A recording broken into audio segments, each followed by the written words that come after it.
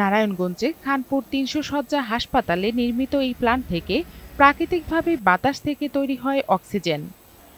প্রতি মিনিটে উৎপাদিত ৬৩২ লিটার অক্সিজেন সেন্ট্রাল পাইপলাইনের মাধ্যমে সরবরাহ করা হয় ওয়ার্ডে ওয়ার্ডে।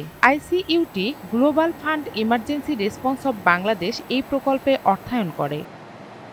এই প্ল্যান্টের অক্সিজেন হাসপাতালের প্রয়োজন মিটিয়ে বাইরেও সরবরাহ করা সম্ভব। তবে এই প্রকল্পে নিয়োজিত কর্মীদের চাকরির মেয়াদ শেষ হবে আগামী ডিসেম্বরে, ফলে বেকার হওয়ার শঙ্কা তাদের।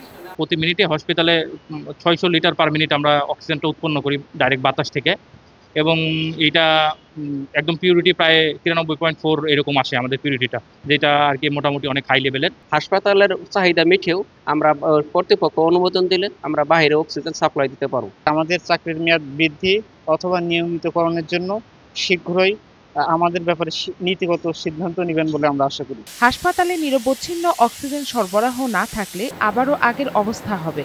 তাই অক্সিজেন প্ল্যান্টটি চালু করার দাবি নাগরিক সমাজের প্রতিনিধিদের। আমরা ভীষণ বিক্ষুব্ধ। আমরা চাই যে স্বাস্থ্য অধিদপ্তর যেন এই ব্যাপারে তড়িৎ ব্যবস্থা গ্রহণ করে এবং এই প্ল্যান্টটা যেন নারায়ণগঞ্জ থেকে না যায়। হাসপাতালে সিলিন্ডার অক্সিজেন রাখা ভোগান্তির বলে জানান এই চিকিৎসক। আমার প্রতিদিন ৪ বার অক্সিজেন যে আমাদের যে সিলিন্ডারগুলো রিফিল করতে হতো, অনেক কষ্ট হতো আসলে।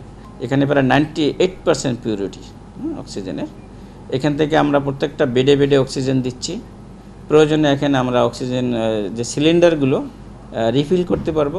এই প্ল্যান্টটি চালু থাকলে সরকারের বছরে প্রায় ১ কোটি টাকা সাশ্রয় হবে বলে জানালেন সংশ্লিষ্টরা। জান্নাতুল ফেরদাউস কণা, বৈশাখী সংবাদ।